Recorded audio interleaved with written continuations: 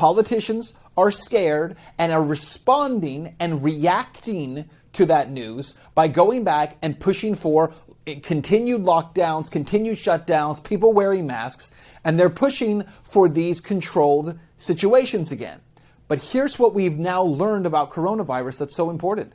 Coronavirus rarely transmits outdoors.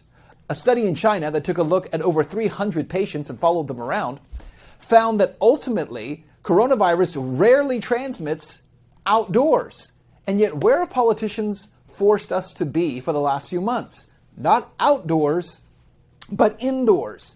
And we know from looking at the cases in New York, where 66% of cases were for people who were sheltered at home, being shut down and locked down inside of a home or inside of a nursing home is not protecting the population. It's making the population more susceptible to this disease. And so we have learned that while politicians are saying stay inside, coronavirus doesn't do well. Where?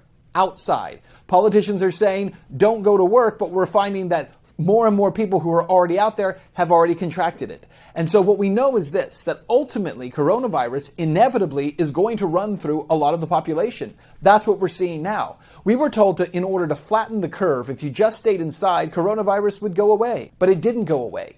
It's still here and it's still around. And now we're watching cases surge. And again, ultimately, this is good news as we have learned that far more people in the population have antibodies, far more cases are on the rise, far fewer deaths. All of it good news, unless you're hoping to profit from coronavirus, in which case all of that is actually bad news. Guys, thanks for watching. Much more to come in the next few days. We'll see you soon.